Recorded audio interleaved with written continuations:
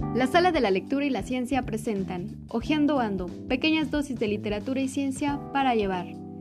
Hoy te presentamos un fragmento del libro El cuerpo en que nací, de Guadalupe Nettel.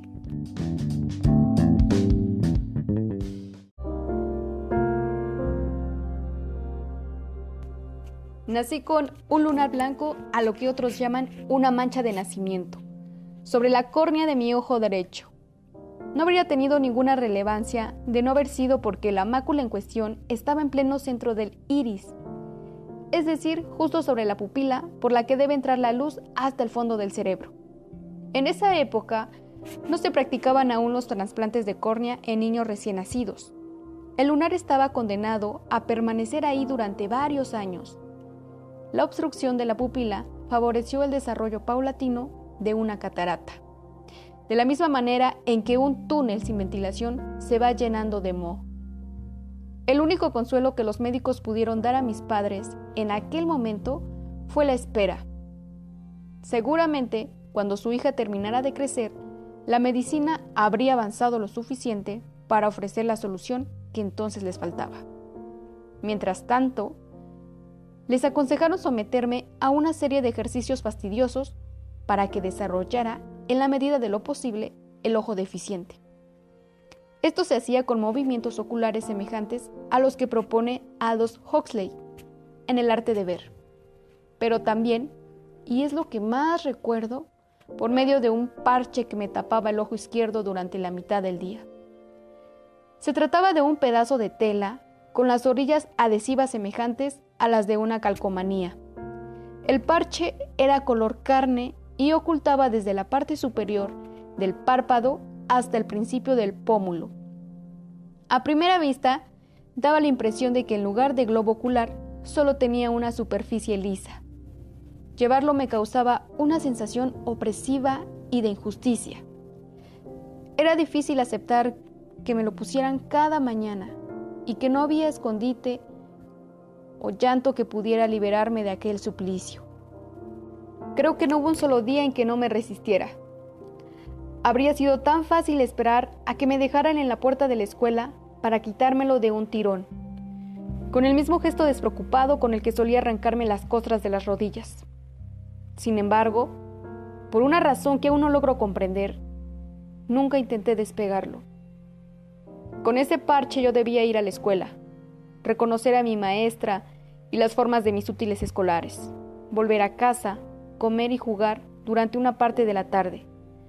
Alrededor de las 5, alguien se acercaba a mí para avisarme que era hora de desprenderlo, y con esas palabras me devolvía al mundo de la claridad y de las formas nítidas. Los objetos y la gente con los que me había relacionado hasta ese momento aparecían de una manera distinta. Podía ver a distancia y deslumbrarme con la copa de los árboles, y su infinidad de hojas, el contorno de las nubes en el cielo, los matices de las flores, el trazado tan preciso de mis huellas digitales. Mi vida se dividía así entre dos clases de universo: el matinal, constituido sobre todo por sonidos y estímulos olfativos, pero también por colores nebulosos, y el vespertino, siempre liberador y a la vez de una precisión apabullante. El colegio era, en tales circunstancias, un lugar aún más inhóspito de lo que suelen ser esas instituciones. Veía poco, pero lo suficiente para saber cómo manejarme dentro de aquel laberinto de pasillos, bardas y jardines. Me gustaba subir a los árboles. Mi sentido del tacto superdesarrollado me permitía distinguir con facilidad las ramas sólidas de las encleques y saber en qué grietas del tronco se insertaba mejor el zapato. El problema no era el espacio, sino los demás niños. Ellos y yo sabíamos que entre nosotros había varias diferencias y nos segregábamos mutuamente. Mis compañeros de clase se preguntaban con suspicacia qué ocultaba detrás del parche. Debía ser algo aterrador para tener que cubrirlo. Y, en cuanto me distraía, acercaban sus manitas llenas de tierra intentando tocarlo. El ojo derecho, el que sí estaba a la vista, les causaba curiosidad y desconcierto. De adulta, en algunas ocasiones, ya sea en el consultorio del oculista o en la banca de algún parque, vuelvo a coincidir con uno de esos niños parchados y reconozco en ellos esa misma ansiedad tan característica de mi infancia que les impide estarse quietos. Para mí, se trata de una inconformidad ante el peligro y la prueba que tienen un gran instinto de supervivencia.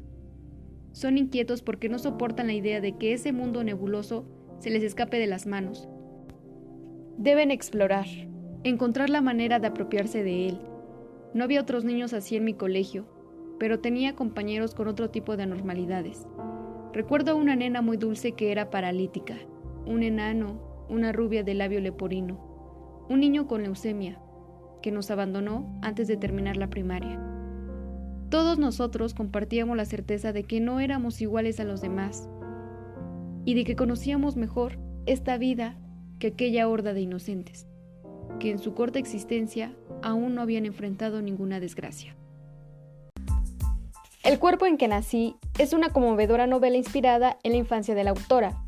Este libro es la historia de una niña con un defecto de nacimiento en un ojo. Su vida, durante los años 70, se ve influida por su escasa visión, pero también por la ideología dominante en esa época.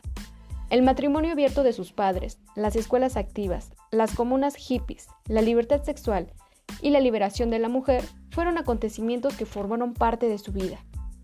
Es interesante cómo las diferencias físicas y psicológicas son elementos que distinguen a la protagonista, lo cual motiva a que se identifique con los seres que viven en el margen de las modas y de las convenciones sociales.